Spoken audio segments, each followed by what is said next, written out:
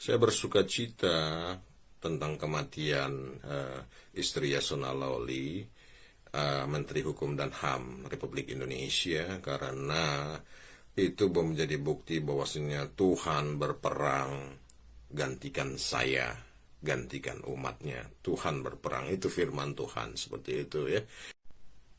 Halo, apa kabar? Beredar kabar tentang meninggalnya istri Pak Yasona Lawli ya, Menteri Hukum dan HAM Republik Indonesia.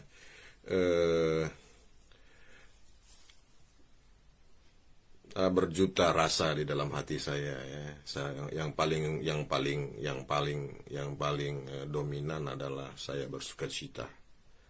Saya bersuka cita tentang kematian istri Yasona Lawli, Menteri Hukum dan HAM Republik Indonesia, karena itu menjadi bukti bahwasanya Tuhan berperang, gantikan saya, gantikan umatnya. Tuhan berperang, itu firman Tuhan, seperti itu ya.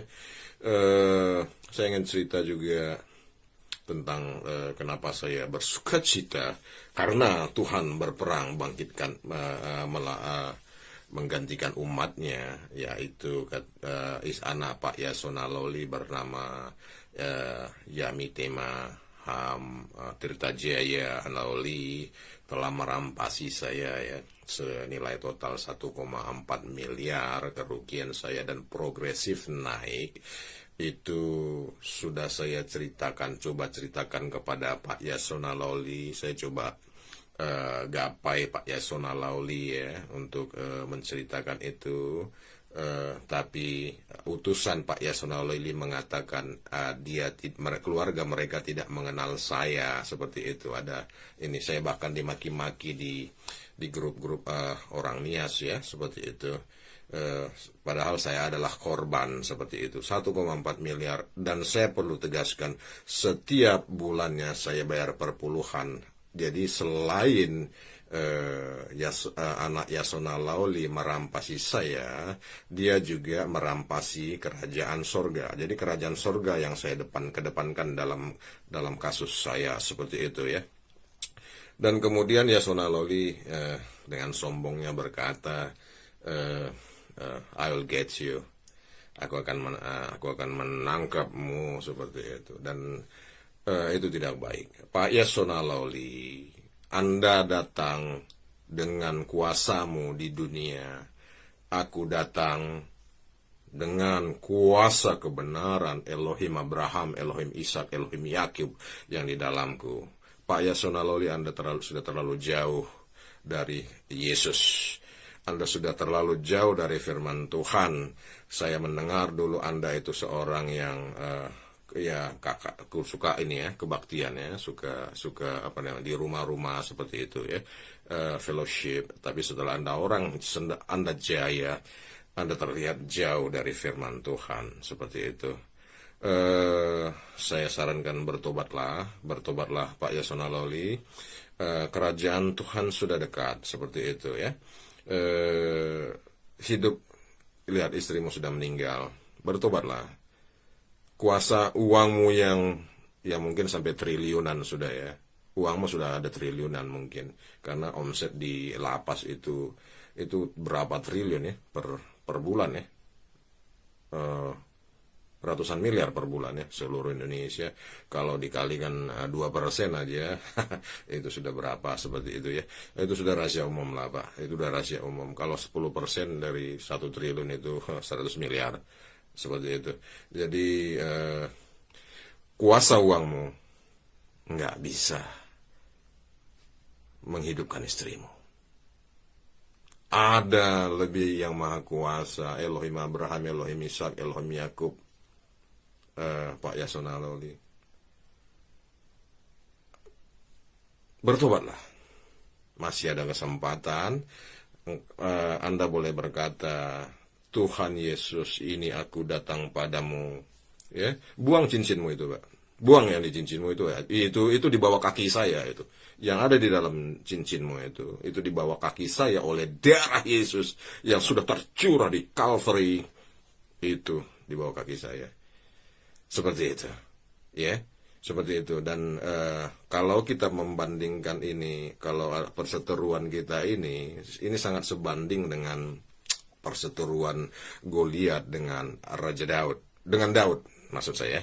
Daud yang gembala kambing yang masih kecil dan kemerah-merahan, seperti itu. Anda adalah raksasa Goliat dengan tameng Anda yang baja, ya, seperti itu, dan dengan kekuatan Anda yang sangat luar biasa, spektakuler di Indonesia. Tapi saya yang kecil, yang Anda lihat kecil, kemerah-merahan, seperti itu, ya, kemerah-merahan, tapi dengan urapan Elohim Abraham, Ishak dan Yakub yang telah menurunkan Yesus anaknya kepada saya 2000 tahun lalu. Saya datang menghadapi Anda. Mari ini kita tetap muka dengan muka, seperti itu, ya. Saya datang dengan kejujuran, dengan kebenaran. Mari tunduklah kepada Tuhan. Jangan lagi mengandalkan manusia. Datanglah kepada Yesus. Sebutkan, Yesus, ini aku mau bertobat. Kembalilah anak yang hilang. Tuhan Yesus semoga berkenan atas Anda. Tuhan Yesus memberkati. Masuk tari perang, dia menari aja udah ada perang gitu. Apalagi yang lain gitu. Menari itu kan harusnya indah, ya, asik begitu, ya, menikmati. Ini tari perang, seperti itu satu.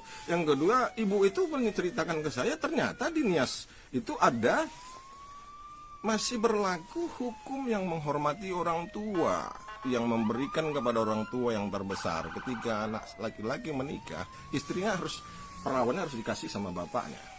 Itu mengerikan. Jadi saya mengajak untuk HIMNI untuk juga menyelesaikan masalah ini, ya, secara holistik. Nah, khususnya untuk menyelesaikan masalah ini, saya ingin ceritakan tentang pengalaman saya dengan orang Nias juga. Selamat siang buat kita semua. Ya ho tananiha horas buat itu Kusinaga. Sedikit miris, ya, saya sebagai putri Nias dengan video Pak Kodrat Sinaga yang heboh saat ini dan viral saat ini, karena menurut saya sih tanpa kita viralkan juga dia sudah sebut Yasona Lauli kan, makanya kita tonton dong, ya, video lengkapnya.